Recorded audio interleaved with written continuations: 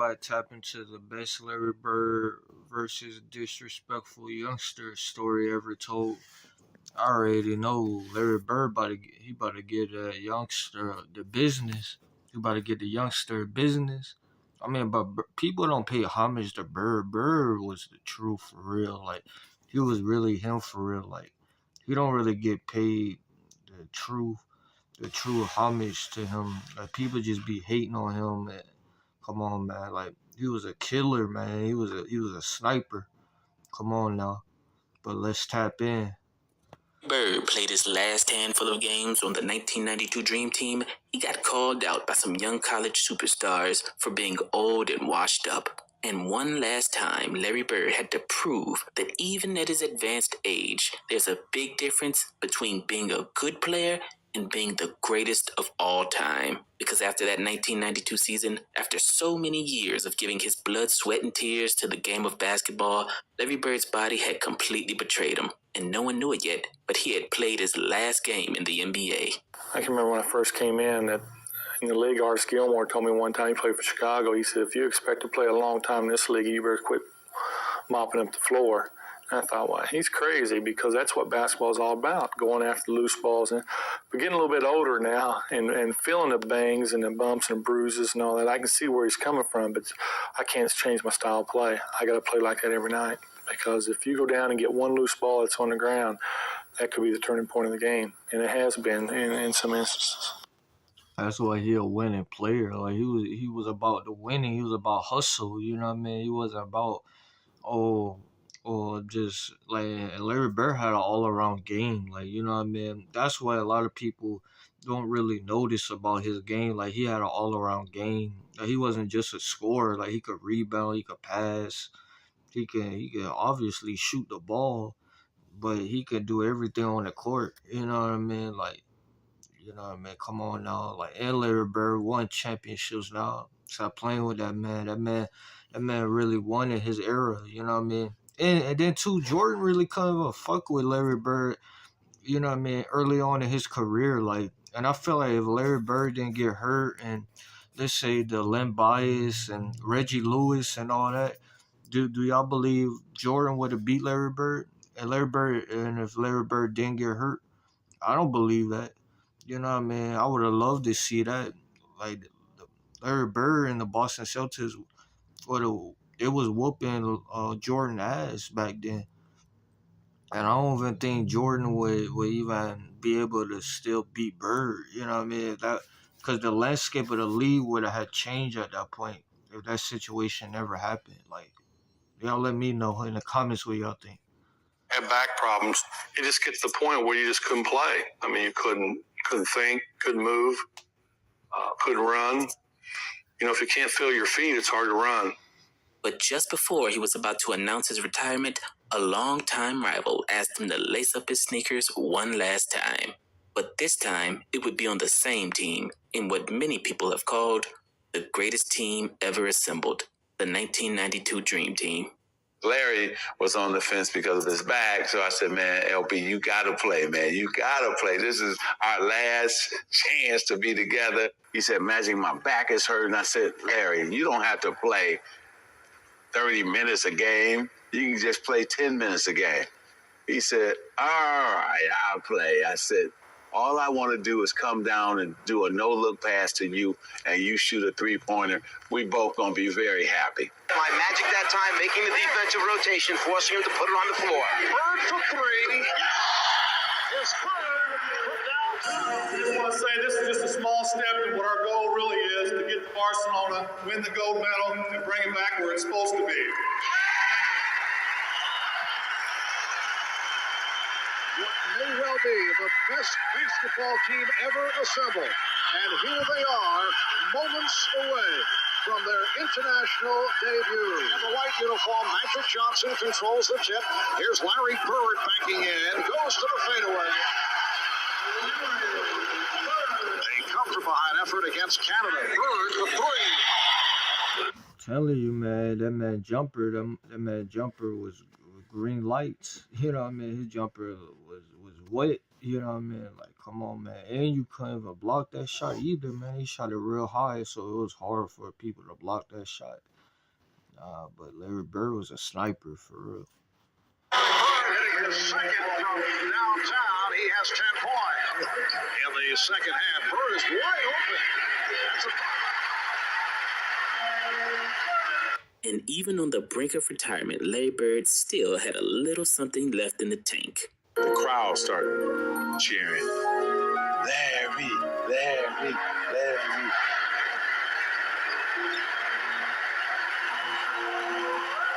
crowd reacts to the entrance of Larry Bird.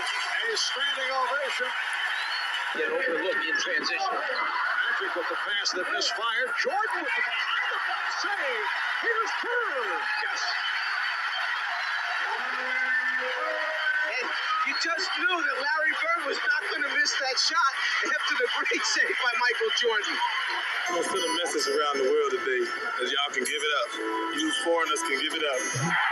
The final score, the United States 136 and Cuba 57. And in the gold medal game, the Dream Team beat Croatia, and there was no doubt anywhere in the world who was the greatest team ever assembled. They won the They're legally robbing you. And it's happening every time you pay for car insurance. Here's average margin of 40-plus points. The conclusion to their 2 weeks in Barcelona, this group may well be the greatest team ever assembled in the history of team sports. However, as our old legends age out of the game, there will always be some newcomers to come challenge the throne. And in 1992, that newcomer was Rodney Rogers. And the shot comes up. Oh, my goodness! Rodney Rogers! That may be the best I've seen all season. You brought up Rodney Rogers, and when I was asked about Zion, I said, for some reason, I see a little bit of Rodney Rogers in Zion Williamson. They were big, athletic guys who were mobile. Wait. You said Rodney Rogers compared to Zion? What? Who the hell is Rodney Rogers? Like, I never even heard of dude, bro. Like, you know what I mean? You can't even compare Rodney Rogers to Zion. Zion, when he's healthy, man, he's a franchise caliber player. Like, who the hell is Rodney Rogers? You know what I mean? Like, who the hell is that? You know what I mean? I never even heard of no Rodney Rogers. You know what I mean? He wasn't never even no damn all-star. I'm pretty sure he didn't even have a long-ass NBA career. Like, that's how you know, like, he was a fucking bum for real. Like, if you never heard of him for real. Let's keep it P now. Let's keep it P. Do you see Rodney Rogers in Zion? I do see Rodney Rogers. It makes so much sense now that you said it like that. Rodney Rogers could shoot better. I've never seen a guy like that strong. I mean, I knew what Country Strong was after I played against him and Corliss Williamson, those guys like that, maybe never lifted a weight but could push a car out the way if they needed to. And so with him, I definitely think Rodney Rogers would be a great comparison for that. And when Rodney Rogers was selected as one of the 8 best college players in 1992 to go scrimmage against the Dream Team, Larry Bird gave Rodney Rogers his welcome to the league moment. But you missed Bird by a couple of years, I think, didn't you? I missed him by 1 year, but I got to play against him in the Dream Team and to be able to practice with him, see how he worked out, see how he shot, see the junk that he taught constantly. The best was my man Rodney Rogers, strong, fast, quick, athletic, and Bird just set him up in the corner. Someone drives to the corner, Stockton passed out to Bird, and here you see Rodney Rogers take a full sprint. And I'm talking about, how Zion blocked that shot a couple weeks ago? Yeah. That's where, where Rodney Rogers came from. Except, unlike the young kid that shot the shot, in the middle of him being in the midair, Bird says, "Welcome to the parachute club, rookie," and watches him go. Yeah, Bird about to school his ass. You know what I mean? Let him know who really running the league for real. You know what I mean? Like, that's what I'm saying. Like, see, young players like that, at that time, they'd be like, "Oh, I'm the shit." You know what I mean? You really haven't did nothing. And then, see, they really was him back in the day, and they still got something in the tank. And they let him know and see they don't got nothing to say.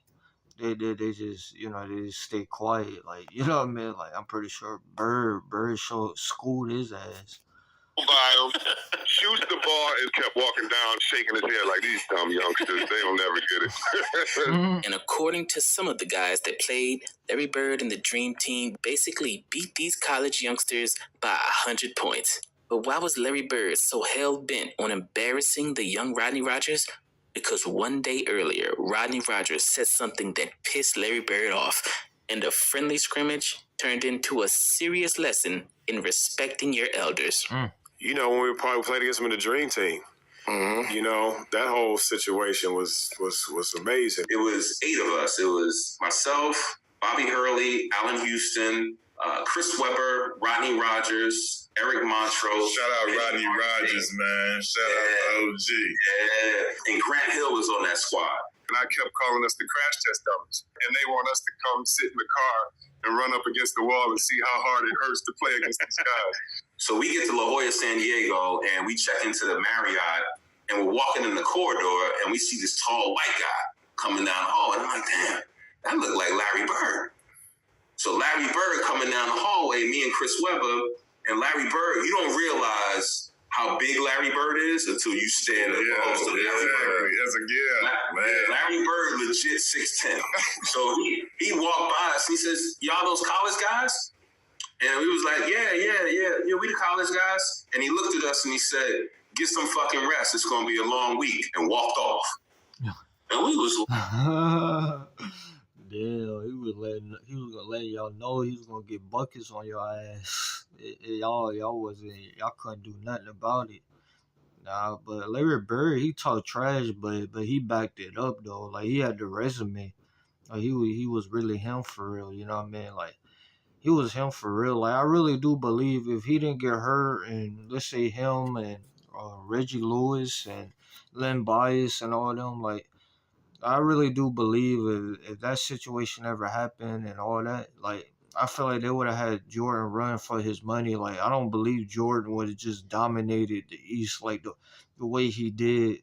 Like I think like the Boston Celtics would have whooped Jordan's ass still. Like even in the '90s, like I believe that for real. like, what the hell? And we get back to the hotel, and I remember Bird getting out the elevators like. See y'all tomorrow, young fellas. See y'all tomorrow. And it wasn't like a looking forward to seeing y'all tomorrow. I was like, no, it was like a see y'all tomorrow, right? And I remember getting off the plane and I see a sign. It says Mr. Bird and Mr. Webber. And I'm like, no way. And so I get in the car and it's Larry fucking Bird. And I shake his hand. I'm quiet, you know. And when we get out, he doesn't say much. But when we get out, he goes, hope you get your sleep tonight because I'm going to bust your ass tomorrow. Yes. I mean, but shit, I'm pretty sure that's what he did. I mean, he was no bullshit on the court. There was no friends on the court. Like, he was about his business. Now, I respect that about Bird, though. Like, he was really about his business on the court. For real. I didn't know what to say, but I knew this is a moment you have to say something. And I was like, Larry, your back is already hurting, man. You need to take it easy. And then I run to the room and I call my father. I'm like, Dad, Larry Bird was just talking shit to me. So the next morning, we get up and we go to practice, and the Dream Team is practicing. They're finishing up their practice. And then they say, all right, get loose and stretch out. We're like, okay, we playing? They're like, yeah, we're going to play next. It's the starting five, I think, is myself, Chris Webber, Rodney Rogers, Bobby Hurley, and Allen Houston. Mm-hmm. So we're practicing. We start finding a rhythm. All right, freaking bullseye. So what I've done there is I've just hit pinning people's on the glass, C Webb's doing his thing, and I hit a couple threes, and next thing you know, like the clock stops, and we look up and like, we up. Yeah, right. We're up. Like the first 15 minutes, we kicking their ass. we running them all out. Bobby Hurley in the lane, killing John Stockton. I did have some success penetrating and collapsing the defense, and our energy, our excitement to play, all those things played in our favor. What we were doing that day, they couldn't stop it. It felt tremendous. I don't know if there was ever a more pure or better basketball day for myself or for any of those guys, because we were in a dream playing against our heroes, and we did beat them that first practice. And then something happened. We're sitting there, and we get back to the hotel. Rodney Rogers says something to, it's a group of them. It's Larry Bird, Magic Johnson, and everybody's shooting the shit. And Rodney Rogers said, "Hey, Larry, you ain't hit a jumper since '84. And we ain't think none of it. The next day we came in, that's when the thing came out that Chuck Daly let us win. There are kids who believe in Santa Claus too, and the Easter Bunny, and now that they've grown up, I hate to burst their bubble, but it was a game thrown. I don't even think the real dream team was even playing for real. Like, you know what I mean? Like, these are amateur ass kids. You know what I mean? Like, I don't even think they was taking this shit serious. But they let it be known the next game they woke up the beast. They woke them boys up, and then it was over from there. Like, y'all ass got blown out. Y'all ass couldn't even win no more. Them young boys thought they was doing something. They wasn't doing a damn thing for real. Chuck threw the game. If you look how he subbed guys in, not picking up, not making any adjustments, he knew what he was doing. I love Coach K. That's come on, man. That's BS. They had Chris Mullin, a better shooter than anyone that we had. We really beat him that day. But the next day, it's been the only time in my life I've been in a scrimmage and my team did not score in the whole quarter. Man, the next day it was different. It was different that day. Yeah, you could tell that, they were like, "Come on now, we're gonna let y'all know who we really are." We showed them why we are who we are. We pretty much beat them by 100. They couldn't score. They were smacking the floor and talking shit to us like it was a championship game. Magic Johnson fed Larry Bird the ball probably about 8 times in a row down court. Larry Bird got the ball on Rodney Rogers, and every time he was about to make a move, he told him what he was going to do. One dribble, pull up, going left, off glass. One dribble, going right, spin, shot, bucket. He scored 9 times or 8 times in a row, left the court to go lay down because he couldn't sit on the bench. Right, he had to lay down because of his back. And said, "Young fella, look like 84, huh?"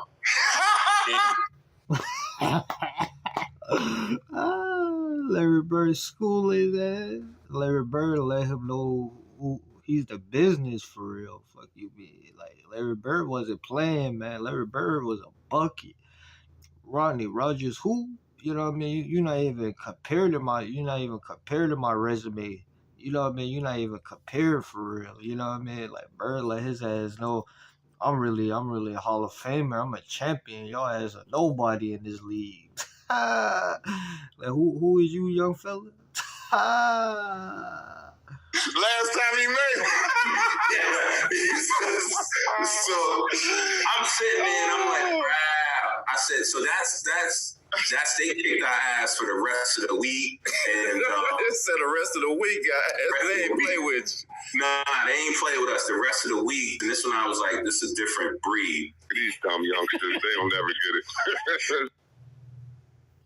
Ladies, is hormonal imbalance causing your weight? Man, I mess with this, man. It's a pretty cool story, man. But like, comment, subscribe, share the video. Let me know in the comments what y'all think. I never even heard of Rodney Rogers, but Bird was the truth, man. He was cold for real. But y'all let me know in the comments what y'all think. And I'm out.